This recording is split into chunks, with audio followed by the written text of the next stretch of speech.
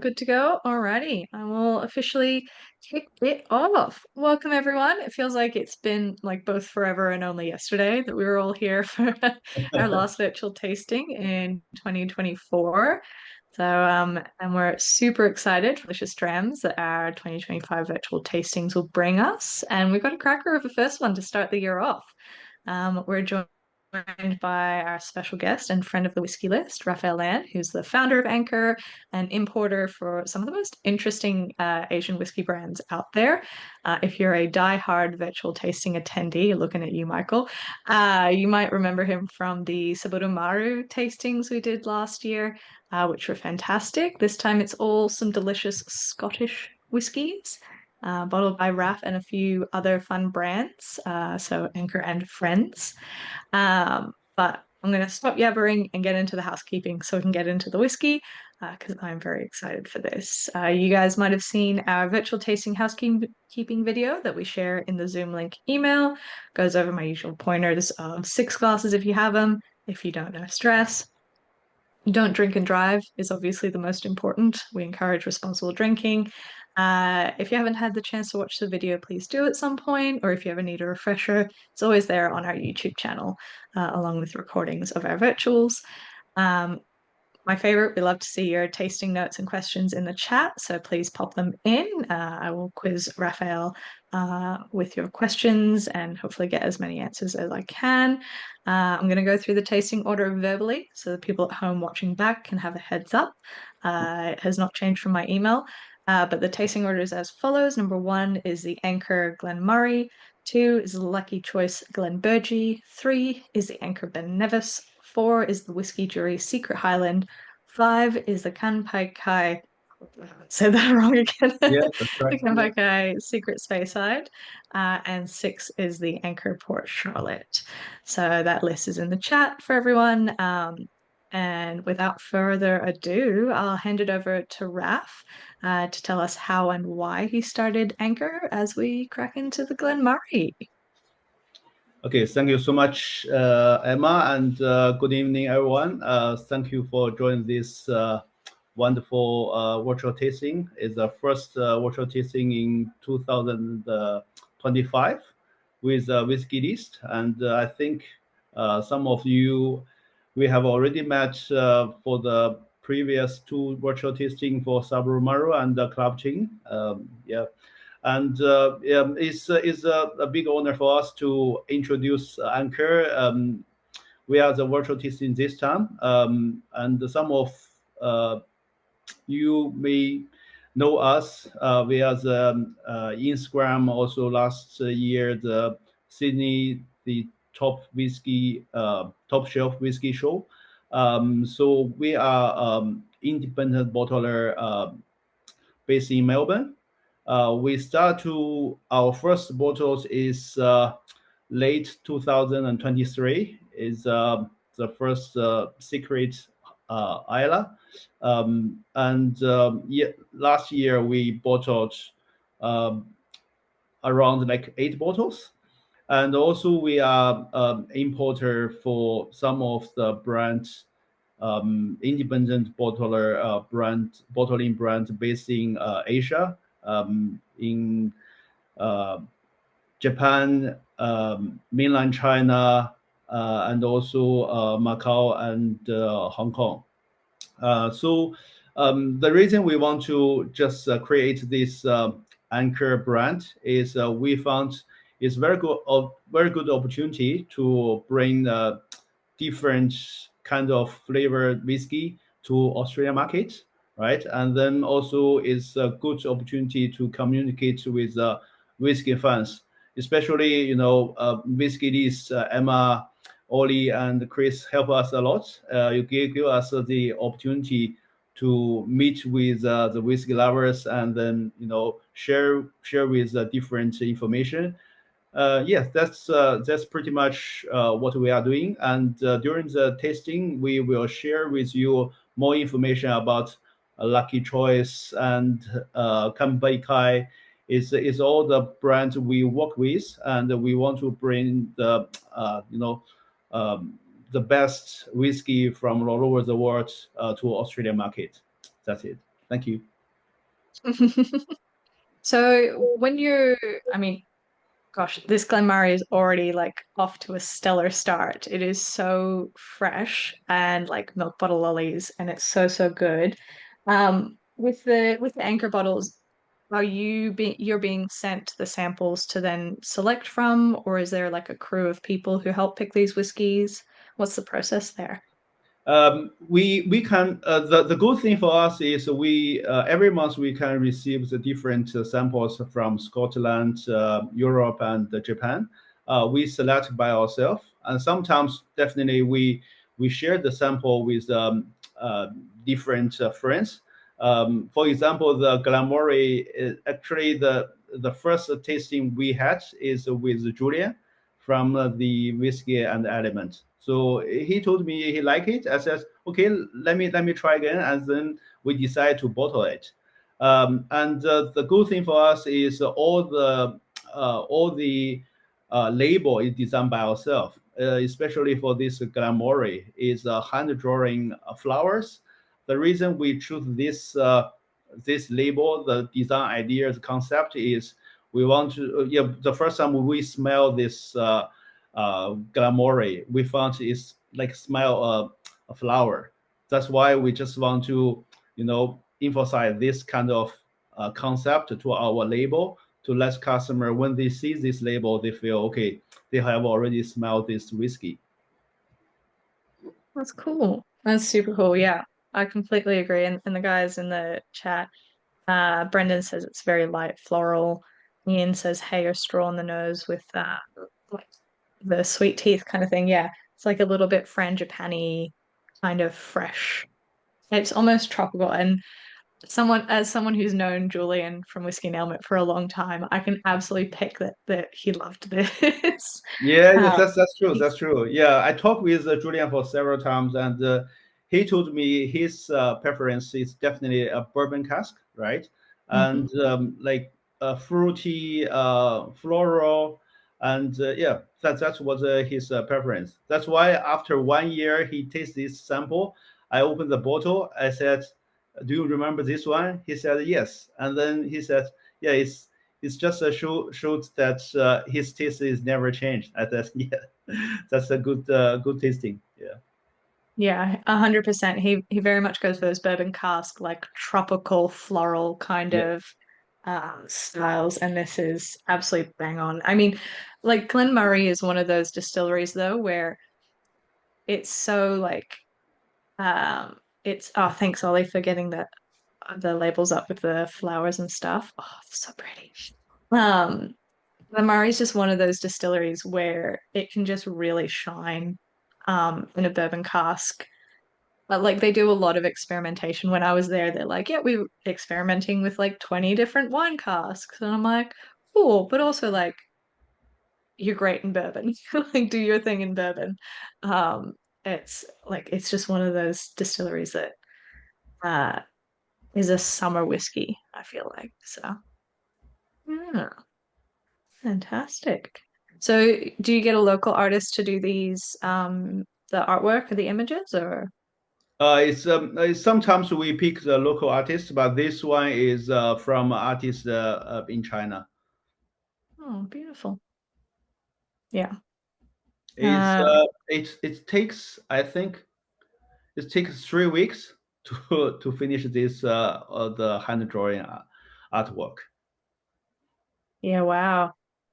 I mean, look, it takes me 2 hours to draw a squiggle, so I'm like I'm always amazed, and I think that like bottle labels, it's that thing you particularly get it with wine people. They're like, "Oh, I buy it based on the label." It's like you're visually attracted to the bottle. Oh, we had a great one. Do you think my wife will be happy if I gift her the bottle? Look at the flowers. Yeah, absolutely. Like, look, it's a bouquet of flowers on the label of a whiskey bottle. Um, yeah, so so good. Ollie's already talking about the dinosaur, which is I'm pretty sure that's a dragon, Ollie, on the Secret Highland that we'll get to later. Um, but yeah, I mean, it's always hard because like the first whiskey is always kind of the palate opener and cleanser. and it usually like gets a little bit forgotten, but this is gorgeous, and I like think it's absolutely just so like such a great starter and a great indication of the vibes that you go for. Scott's saying yes, those are camellias, I believe. Camellia flowers on the label. Camilla flowers. I'm not a flower girl. Alrighty. Well, we might move into whiskey number two, which personally, this is the I think when you sent us the list of whiskeys that were, available on option to put on the virtual tasting, I think I sent Ollie a message right away. I was like, the Glenburgie, we have to have that on on the tasting. I'm an absolute sucker for this distillery. It is so, so incredible and very rare, but not really seen very often in independent bottlings. Do you get many Glenburgie samples coming through ever, Raf? Yeah, actually, especially for 2024, we got a lot of Glenburgie, and I think also other IB bottler, they also bottled a lot of Glenburgie last year. I think is the hottest distillery, for last year. So everyone is looking for a Glenburgie. We also bottled one, not to us, and Lucky Choice also bottled one 28 years old Glenburgie with the old anise. And yeah, everyone is looking for a fruity and um, fruit. I think it's more like fruity and juicy Glenburgie on the market, and the price is going like up and up. This one, the one we are tasting tonight, is I think everyone can see is distilled in 1995 and only 23 years old because it's I think this liqueur after several years they put in a container, right?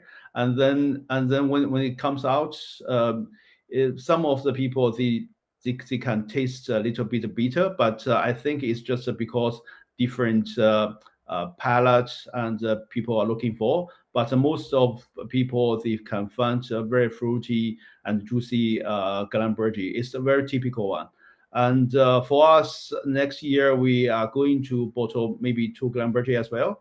It's getting less and less. I think 2024 is a big year for Glenburgie IB bottles, and then maybe next year, this year, the 2025, it's become like less and less. Maybe people are looking for other brands. If people still like some fruity and juicy whiskey, you can find a different distillery. The more I think more IB bottling is coming with this kind of tasting, if because lots of people are looking for it. Mm. Yeah, it's like it's curious to think about like why we did see quite that chunk of Glenburgie because correct me if I'm wrong, I think it's a Pernod Ricard distillery. It goes into Ballantyne's. I might be wrong. Yeah, I think. Yeah, I think so. Yeah. Yeah. I just remember seeing the like some of those Ballantyne's bottlings and it's like Glenburgie or Melton Duff or whatnot. Um but yeah, it is one of those and the guys in the chat are absolutely spot on. It's that like juicy, I don't know what umbongo fruit juice is, Ian, but sure.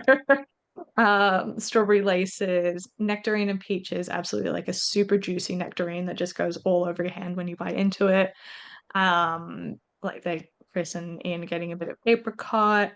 Um, yeah, it's Wilfred, this Glenburgie is what it would smell like if the Scots made rum. Then I might drink it. Then I might drink rum.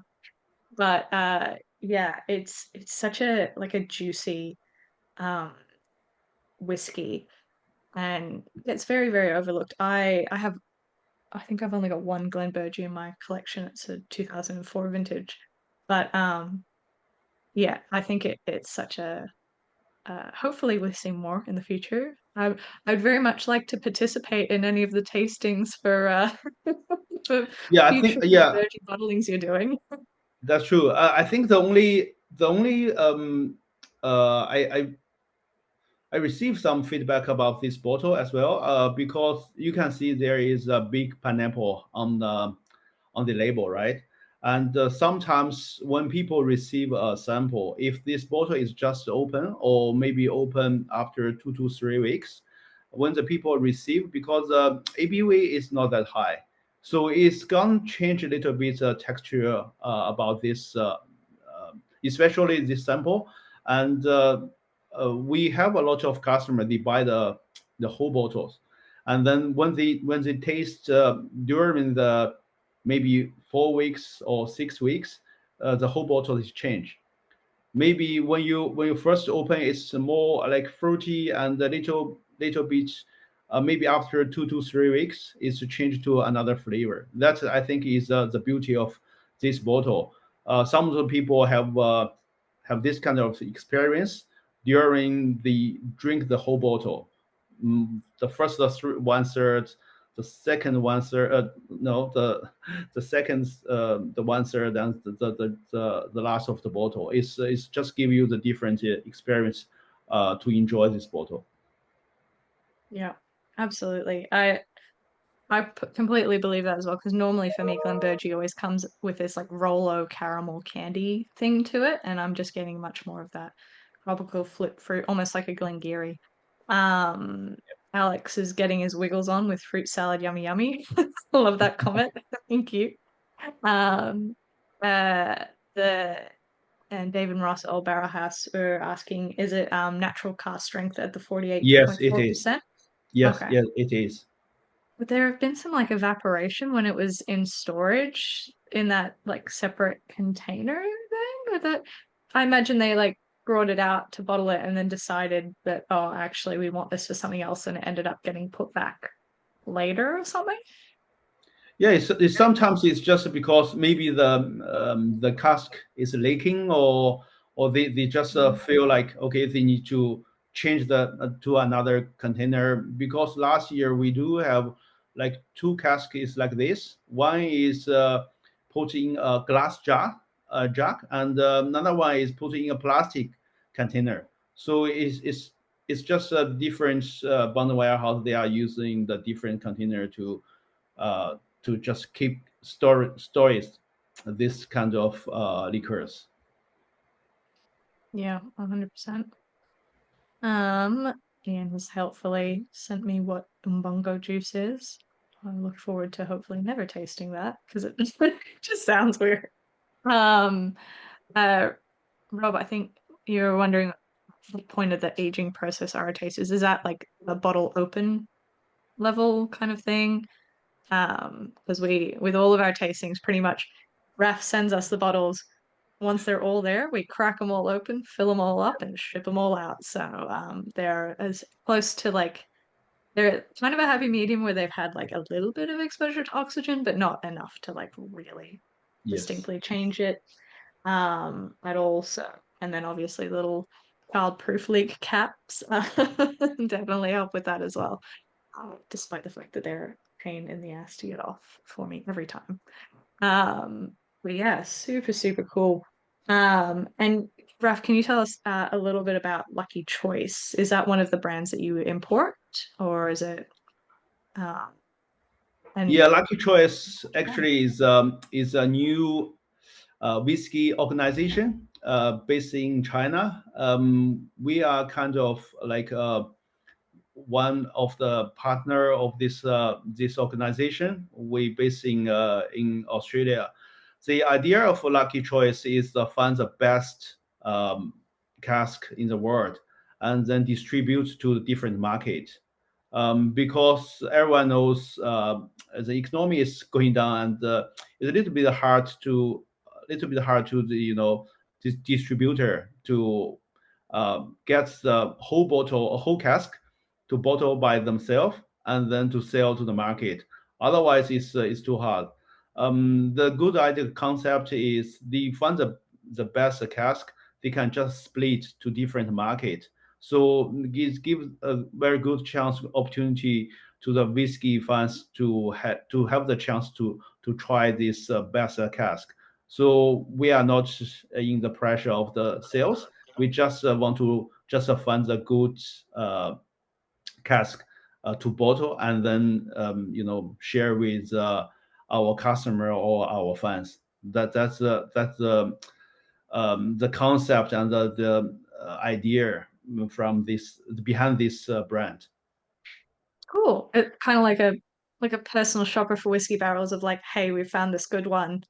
Notify all the like different market partners and distributors and be like, hey, we're gonna portion up this. Here's your bottles or whatever it happens to be, kind of thing. That's correct. That's correct. And also now, Lucky Choice is distributed in several markets already. One is Singapore, Japan, uh, Macau, Hong Kong, Taiwan, obviously in Australia. So yeah, I think next year we are going to sell to Europe markets as well to less customer, give them some opportunity to try the good cask. Yes. Yeah, well, Europe will be a better market than, say, some others over the next few years. But yeah, no, that's really cool. It's kind of like a kind of a more, it's not cutting out the middleman, but it's like slimming down the process, I suppose, Yeah, for but I think it's good thing is we are not we don't need to worry about the sales. The thing is just get the good bottles, and we always use air freight. So that means when the bottle is ready, it only takes three days from Scotland, or yeah, from Scotland to, or maybe from the origin country to Australia. So it's getting very fast to get the same opportunity with some customer in Europe. We're not waiting for another 6 months to get in the bottles, and then yeah, we can get the new release at the same time with the other country, other region. yeah, I think that's great. Like I know probably a lot of people in the chat are in that position of seeing all the Scottish markets talking about this new exciting bottle, and then we're just like, oh, checking our watch, waiting for it to arrive in Australia, if it ever does. Yeah. I was just speaking to a friend about actually a Glen Murray. I was like, this is really cool. They're like, where's it available for sale? I'm like, nowhere. In Australia. The guys at the distillery thought we had it, and we don't. And so now I'm Yeah. gonna go be Now, the brand ambassador. yeah, I talked with our logistic agent this afternoon, and they told me the safe rate is still take 80 to 90 days from Edinburgh to to Melbourne. So I said, okay, just forgot it, and maybe just still use the air freight, keep everyone happy. 100%. Um, Ian's brought up a kind of tangentially related question, then we'll move on to whiskey number three, particularly with air freight. He uh, brings up the question of a bottle shock. Is it a thing? Bottle shock is a thing. I've only seen it happen twice in my career. It's mostly temperature change can cause a bottle to shock, and then it's usually oil come out of suspension or whatever it happens to be. You're more likely to get a corked whiskey, even if it's a fresh bottle, but even then it's super duper rare. And I think air freight's probably like the easiest and convenient and whatnot to obviously it's a little bit more expensive. I know when we first started bringing in I think the decadent drinks and sponge bottles, Ollie and I were like, "Oh, let's just air freight them in because we want to get our hands on them as soon as possible." But yeah, it doesn't I think it's about the same, environmental situation that the bottles are shipped in as by sea, probably less likely to have too much temperature fluctuation though. But Yeah. great question, because bottle shock is a thing we don't talk about super often because we don't see it super often. But let's move on to whiskey number three. I think we've been really spoiled for Ben Nevis's in the last like 2 years, maybe. Do you see that continuing, Ref? Yes, of course. Yeah, I think everyone everyone like Ben Nevis, and I think the first the first IB bottler who lets everyone like Ben Nevis is the Whisky Jury, and after that is everyone is looking for a Ben Nevis. So this bottle we have this the label is a lion. We this time we use AI to design this label, and also this is the first anniversary edition for Anchor. It's released last November. It's only 60 bottles. It's distilled in 1998 and bottled in 2023. We can see this ABV is a little bit low. It definitely is a cask string. We never add any water on it. And this one is I can see is my favorite. So every time when I drink it, I can't stop it. So it's like every time I said, okay, it's kind of you drink um, a juice, a peach juice or something like that. So the smell is just very good for you, and then every time you can drink it, it's not like that hard. When you drink like a uh, 1 gram, you feel it's a little bit of pressure. It's no pressure at all. Yeah, I think that like as much as we love like past strength whiskeys, find myself more and more like being drawn towards the 46, ABV kind of ones because it's just like it is so quaffable. It is so like responsibly drinkable.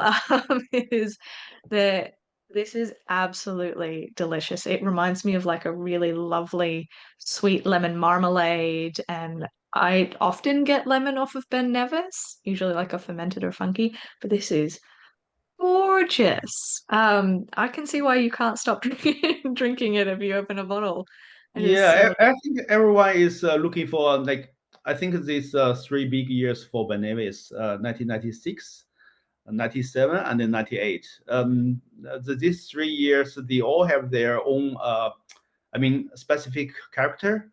For me, 98 is kind of like little bit young than, not that heavy than 96, but it's more like fruity than 97. This year we are also going to, we have already bottled three Benevis is on the way, so we may release in March. It's definitely this year is become a big the Benevis year for our brand as well. yeah, yeah, 100%. I think it'll be an interesting year to kind of see how I feel like Ben Nevis independent bottlings are just completely overshadowing their OB core releases. I feel like it's been ages since I've last saw one. Um, and yeah, it'll be interesting to see if we do see more Ben Nevis coming forward and older stuff or younger and younger stuff. Should be interesting. Yeah, loving the tasting notes, guys. Ian hit it on the head. White grapes or gooseberry. Absolutely that like kind of white grapes. Lovely light kind of not tannin, but like fizz, if that makes sense. It's got that kind of like white grape lemonade fizz to it. Brendan's getting salt's the first thing that pops into his brain. Green fruits. Alex sweet and then a slight sharp citrus. Bobby says with a few drops of water, oofed. So if you've got a couple of drops of water, Bobby recommends it. Yeah, I'm more of a purist, unfortunately. Can't have it with water, but it is sublime is probably the word for it. Oh, don't boo me, Bobby. We're all allowed to drink whiskey however we want. Ross is great call, Granny Smith apples as well. Yeah, it's almost got that like when you make a really lovely cider out of like a sweet apple. It's got that apple cider freshness to it. Um, Uh, Ross is wondering, it's the refill bourbon Hogshead, I think. Yes, Is it? that's correct. Yeah. Yes. It's always a bit tricky though when it just says Hogshead and you're like, I assume it's refill, but you never know. Alrighty. That was gorgeous.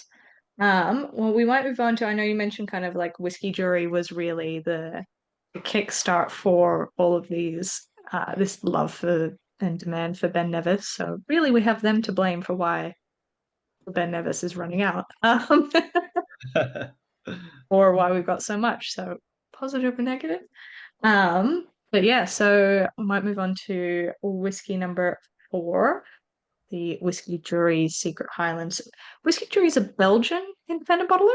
Yes, that's correct. They are. Yeah. Mm, So this time we are also this bottle we are bring is like China edition. So it's a second dragon label for the whiskey jockey. The whiskey jockey is the Canton Whiskey Fair in Guangzhou. Every year it happens at the end of March, right? This year is I think is 13th March, and then the first edition is Red Dragon. I think probably some of the you guys have tried in the Ella show. The facial last year in Melbourne is Kildarton, and this one is a Secret Highland. Actually, until now, no one knows what is this distillery. A lot of guesses about that. Some of them, the guess is Ardmore, and some of them the think is a Pete Benemis, but definitely is. I think with this ABV is definitely is a good peat whiskey. I don't care about it's which distillery it is, but it's a good whiskey. If you like a little bit the peat whiskey, you need to you need to just try it and have one bottle. yeah, I was not expecting that nose. You started talking about Pete. I was like, but Highland, yes. Pop your guesses in the chat for which Highland distillery you think this might be. I could be that, but I mean it could be Ardmore, but I'm also kind of like leaning towards because all those peated Ben Riach single casks for the longest time were all in sherry or wine, and that we didn't really see any bourbon peated Ben Riachs. So I'm like, it's kind of got that funky fruity thing that Ben Riach has, but super curious. Yeah, Uh, I also actually I also think about the Bragnac, but the only thing is it's kind of a very fruity one because we had our train label Ardmore last year as well. So it's a little bit similar, but it's different. It's more peach than the one we had before, but little bit less about floral, but still very fruity. mm, thank you, Ross. Ben Riach is Speyside. I'm after driving between Glendronach and Ben Riach, I was like, it's not that far. It's so close together. My brain's all mixed up. Yeah, that's true. Um, yeah, Brendan said otherwise I would have said Ben Romack, but likewise not the Highlands, no idea. I would reckon it's a Ben Nevis. I'm gonna agree with Ross or Ian. I think it's probably Ardmore because Ardmore has that like lovely roasted root vegetable kind of thing to it. I'm getting a little bit of that roasted parsnip sweetness and that like buttery quality that I always get off an Ardmore. I don't think I've seen a 19-year-old Ardmore though. That's kind of the only thing that like makes me to pause and be like, is it? I know that there's like a 30-year-old Ardmore, but I don't think I've ever personally seen a bottle. So, you know. so it didn't happen. Like I can't believe it exists. But yeah, we don't typically see old Ardmore in IB.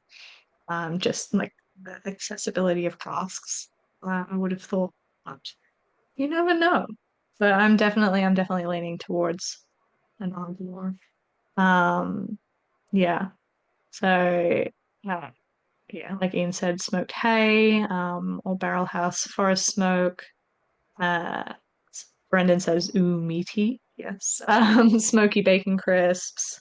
Yeah, it's got a lot of those sweeter tones that you normally associate with a peated sherry almost as well. Mm. Mm, delicious. So, um, this was part of a dual bottling you said with the Kildalton one that we had at the Facial show last year, because I know that had Yes, a yes. As this is the second edition, and this year we will have the third edition, the different color okay. of dragon. Makes it easy. You've Yeah, only got to run out of colors. that's true.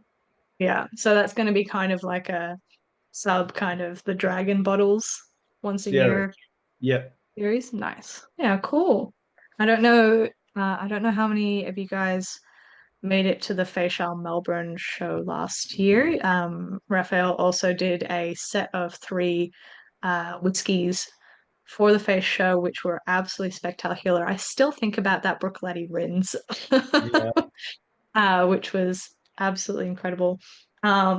So you've got a lot, Anchor's got a lot more flexibility as a bottler, I think about.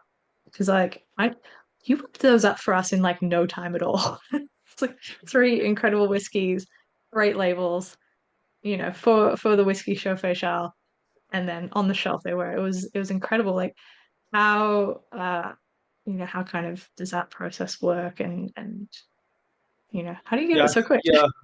I think last year for facial, I think it's just we did something. Um, we even don't think we can do it. The thing is, we talked with Chris for 3 weeks before the facial show, right? And then we decide to pick this three islas, and then we talk with the warehouse. We said, okay, we need those bottles, and then within 3 days we finished the label, and they were sent to them, and then they print out, put on the on the bottles, and sent from Germany to Melbourne. So I think the thing is we just um, we can access a lot of samples very quick, and also we have get a very good relationship with the warehouse. They also want to um, have these channels to talk with Australian market, Australian customers, to let them to try different whiskey as quick as we can. Hmm. Well, we appreciate it. I think it was yeah, it was really, really special and they were absolutely fantastic. Howard's made a great suggestion what this might be. It could be from Cubocken from Tomatin, Tomatin, whatever. I'll never say that right until I go there and then they yell at me. That's how it'll go. But yeah, great suggestion. Definitely could be that. I'm still leaning towards an Ardmore. This reminds me of a lot of like the SNWS Ardmores that I've had. But that's I think that's the beauty of the secret whiskies. Yeah, Sometimes you like and this is like it's secret and everybody knows, isn't it? I think Angus at Decadent Drinks is the worst with that, but yeah, absolutely fantastic. Yeah, Rob says who cares? It's bloody great. Steve could knows it all night. And Alex is keen for Face 2025 tickets when they release, which I think is soon. very soon. Yeah, very, very soon the tickets will be up, and Ollie's been getting me working on some promo material and stuff, and I think we're gonna have an even more interesting we're shuffling things around a little bit. It's going to be an even more interesting array of cooler, more exciting whiskeys. Sadly, I didn't get to bring anything super cool back from Isla with me. I did try to, snaffle a sample out of Ardbeg, but didn't work. Um, so yeah, it should be very, very exciting. Um, Amazing. Well, I feel like, we've got from one secret region to another secret region. Yeah. We'll move on to the Kanpaikai. Ma- between Gaelic and there's like wonderful but crazy to pronounce Japanese and Asian brand names. Of like, I'm a real linguist at this point. But your pronunciation is correct. Okay. Whew. Yeah, I think I'm not sure like everyone knows what this secret Speyside it is, and I may just let everyone guess first, and then I will let you guys know what is this secret Speyside. This one's not so secret, but nobody Google it. I'll know if you did. So Kanpakai is that another Chinese independent bottler or It's a Japanese Japanese? independent bottler. Yep. Yes. The At the very beginning, they only bottle Japanese whiskey, and since last year, they start to work with some of the whiskey broker in Scotland, especially the bottles some very old and rare whiskey this year. I think one is Secret Speyside 43 years old, and the rest they have. The recently the goods the very high score is from Whiskey Fun, Longmore 27 years old. It's very very good results, 92 points. So now they are the I think top five independent bottler in Japan. Every time they have a new release, can finish, can sold out in maybe 30 minutes because their sales channel is more B2B. They sell to different bar because in Japan there are almost like I think 200 whiskey bar across over the whole country, and then everybody want to have the new stuff. Mm. Yeah. Like if you haven't been to Japan, haven't been to the bar scene, it is absolutely incredible. I went to a bar in Nara and they bought two bottles of everything because they had one half of the bar was smoking, one half was non-smoking, and they wanted to offer the same bottle in both. So they would always buy two. But that's super, super cool. So um there's there's quite a few, but not a heap of independent bottling companies out of Japan that come into Australia. Um, so yeah, very. How did you even get your hands on this? Actually, is also the owner. He's Chinese, but he live in Japan for a long time. Yeah, that's why we met him in the Whiskey Shine 2023, and we talk about how we can just exchange some IB bottling bottles from Japan to Australia and from Australia back to Japan. So I think it's a good thing to let different customer base to understand what's the different taste about the IB bottler based in different country and region. Mm, yeah, 100%. Hmm. So, tasting notes. Brenda's getting dark chocolate, and Ian's getting banana and chocolate. Definitely getting a chocolatey note, which kind of surprises me. I'm trying to rack my brain for how many secret Speyside distilleries have that chocolate tone to them. Um, Scott wishes it was Glen Grant. Old Barrel House, I guess Ochrosk.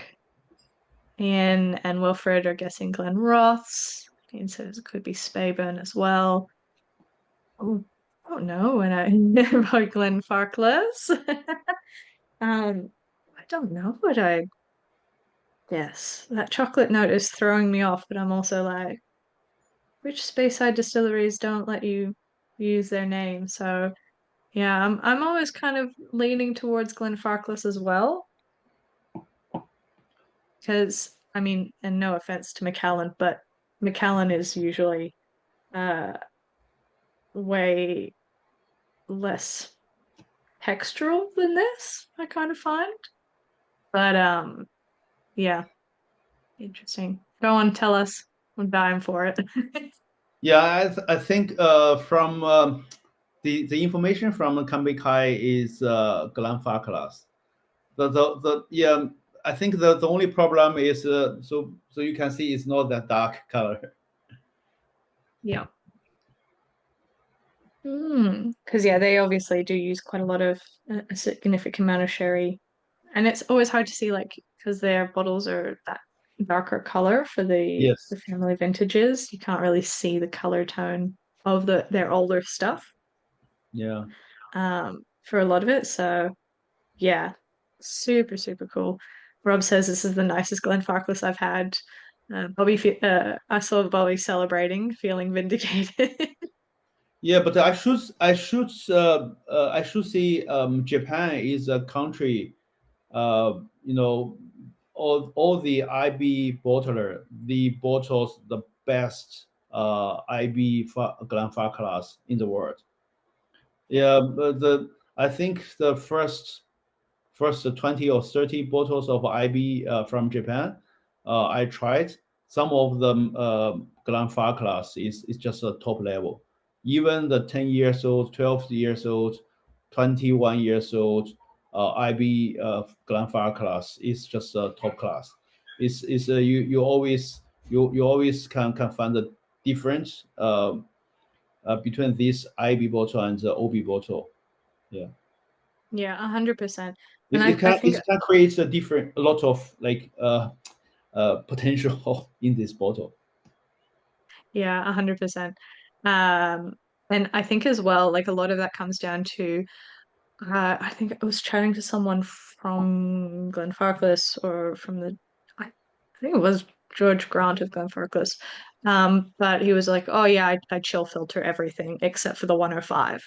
And I'm like, "But why? Like, why would you strip out that like textural, clearly chocolatey viscosity to it?" That just seems crazy. So yeah, it's not one you often see in independent bottlings, but yeah, I completely agree. The potential shown in IBs of Glenfarclas is just yeah. And Glenfarclas core range is good.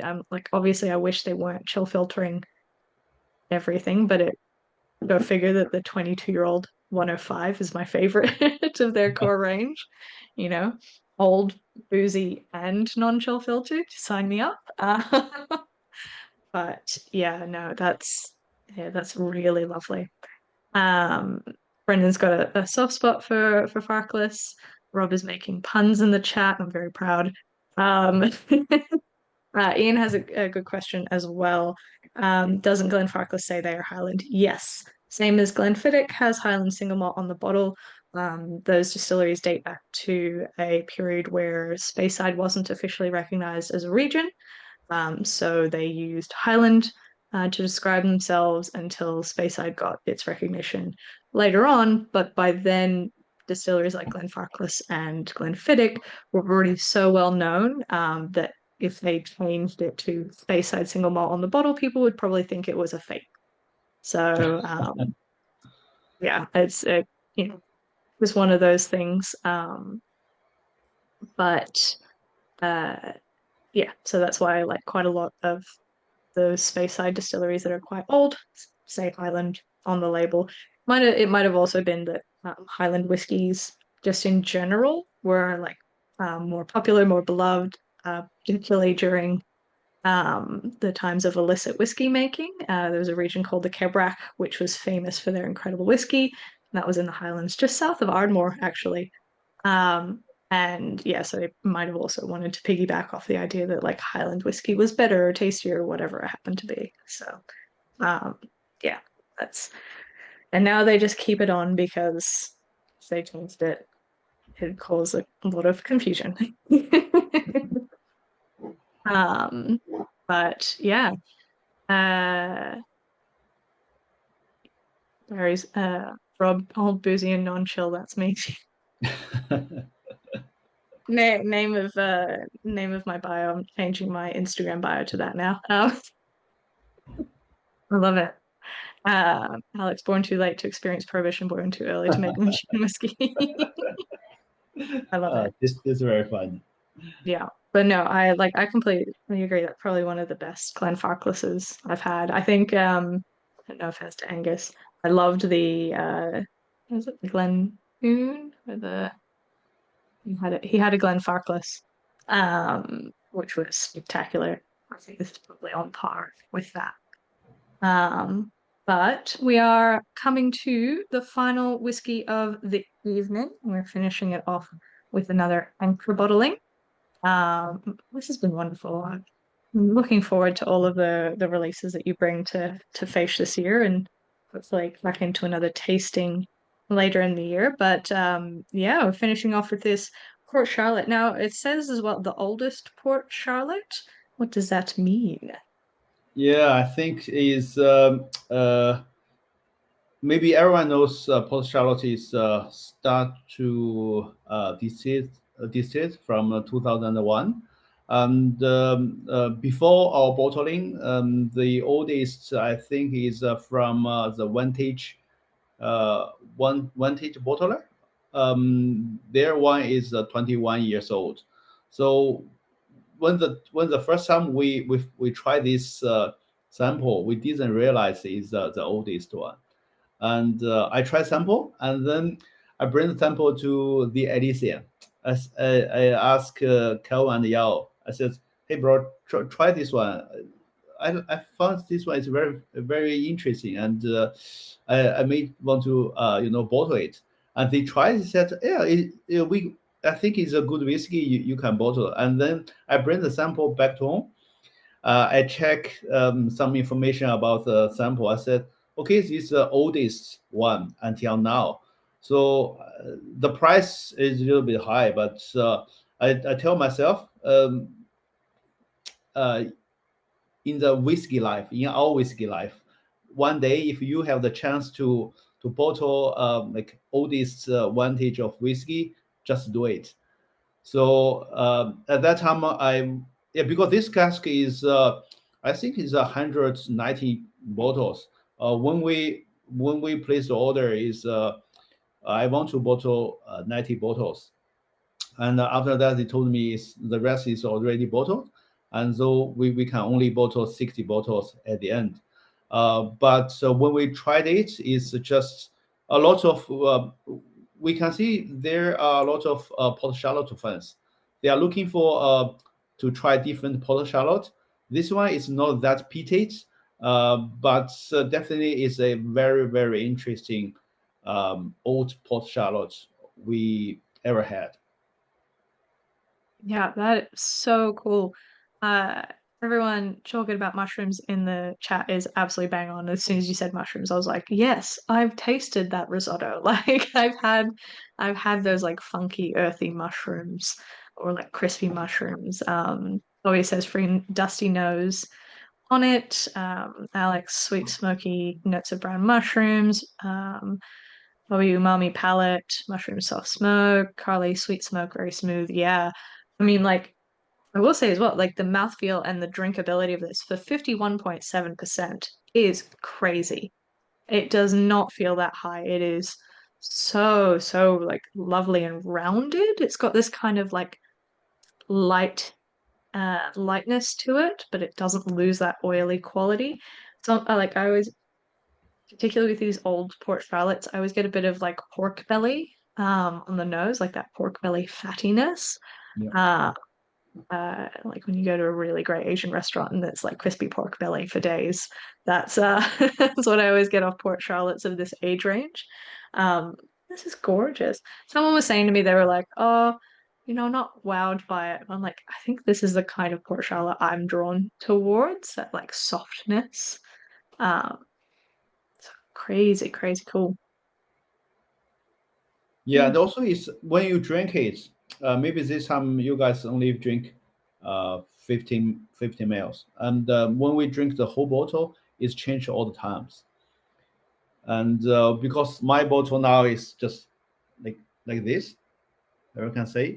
So it's when the start very beginning, it's already changed until this is already half bottle finish. Yeah. Howard saying definitely umami, very mild smoke. And barbecue scallops, lightly grilled aubergines. Rob says it's got a longer finish than Eric the eel. As soon as you said eel, though, all I could think of was like grilled Japanese grilled eel. It does like or like that nasu miso type of eggplant type thing. It's really, really cool. It's definitely that miso dirtiness, but deliciousness. Brendan says it's nice, smooth, but kind of just a little upgrade on the Port Charlotte 10 for me, and Bobby is outraged. Wilfred, amazing to me that the umami and smoke is nowhere on the nose, then boom. This is definite umami bomb. Yeah, absolutely. Like the saltiness of the smoke comes way more on the palate than on the aroma. Uh, Ross says it's his first Port Charlotte, and I'm almost captivated. Oh my gosh. Uh, well, this is definitely a really special one to start on. Uh, one of the oldest. It'd be interesting to see as well if we get more. I mean, if we see more, if we get more Port Charlotte, Brookletties, Octomores. When I was there at the distillery, chatting to the guys, they've had uh, quite a bit of an upheaval. They're the biggest employer on the island, and they just fired like a massive amount of staff. So they let a lot of people go. For like not entirely certain why, but apparently Pernod Ricard, who sorry, not Pernod Ricard, Remy Cointreau, who own Bruichladdich Distillery, are having a more of a say in the production, in the distillery, and stuff like that. So it'll be interesting to see how that affects what we see coming from the distillery and what we see in independent bottlings. I mean, look, hopefully it results in more IB bottlings of Bruichladdich. That would be lovely. But it is yet to be shown. Yeah, Bobby's saying a bit of a tangent, but yes, sad for Glen as well. Howard, this predates the Bruichladdich takeover. Yes, so this bottle predates when Mark Rainier and Jim McEwen came in with a group of investors and purchased up Bruichladdich Distillery. So yeah, absolutely gorgeous, gorgeous stuff. Well, I might get the poll running, but before I do that, Ollie will kill me if I don't share the link. Sorry. Me trying to figure out Zoom for the first time in like 3 weeks. So unfortunately, we don't have a discount on any of the bottlings available tonight, but we do have a couple of bottles up for sale on the website. So the link is just in the chat there. And I'm going to run the poll now so that we can see. I think this will probably be one of the closest. Like, I don't know if I can pick a favorite from what we've tasted tonight. This has been like an absolutely bonkers start to the year for virtual tastings. So thank you for that, Raf. Um, just a wonderful, wonderful lineup of whiskies. So thank you so much. Have you got anything kind of in the works coming down the pipeline from Anchor or from any of these guys or even from Saburo Maru? Anything exciting coming up? Yes, we definitely this year is a big year for us. We probably will bottle 60 IB bottles uh, from our brand. We get a lot of exciting bottles. Nevis, Imperial. and also some Berniac, very old and rare, and some good Springbank as well. So yeah, the next new release is Sabromaro, the sixth edition, and then the archives, we have six new bottles coming next month as well. So we may just work with Emma and Ollie together to organize another workshop tasting with everyone, and then yes, in mid of this year we will, yeah, because this year we also will launch our first old and rare series. Is all the distillery. Some of distillery is a lost distillery, and some of them is very, very well known, and all of them is over 32 years old. And also we will have our black and white series middle of this year, and at the end of the year maybe we will launch another new series. So yeah, we would just want to share the good cask with everyone. Yeah. Like, gosh, 60 bottlings. That sounds absolutely incredible. And yeah, I'm super excited. I'm sure I'll be seeing you around. You'll probably be attending the festival, pouring up some tasty whiskies as well. And yeah, no, I think there's exciting things ahead, and we will probably be doing an archives uh virtual tasting in the future. Now I think as everyone last chance to vote in the poll, if otherwise before I drum roll, because I think like for a second there we nearly had like a four-way tie, which is impressive but not surprising. Um, my drum roll, please. I really do need to start putting in one of those like drum roll noises. Make yourselves a professional professional tasting. Alrighty. So it was so close between, like, it was a tie between the last four right up to until that last second. But that is so, so close. Glenburgie just pipping out at front. Then the Ben Nevis and the Port Charlotte tied for second. The Jury Secret Highland and the Kanpaikai Secret Speyside tied for third. And then obviously the Glen Murray bringing up the rear. But I think yeah, still an absolutely spectacular whiskey. So I think that's officially it. We're at the end of the first virtual for the year. We've got many, many more to come. Thank you so much to Raphael for joining us and talking us through these whiskies, and more importantly, sharing these whiskies with us. So that we really appreciate you bringing these spectacular drams. And hopefully another virtual tasting for the year. See you at a show. I think show season kicks off in like a month and a half, which Yep. is crazy. It's coming up soon. um, but yeah, thank you so much everyone for joining us. Raf, if you wanted to hang around a little bit afterwards. But have a wonderful evening, guys. Take care, and we'll see you at the next one. Thank you so Cheers. much. Thank you. Have a good night, everyone.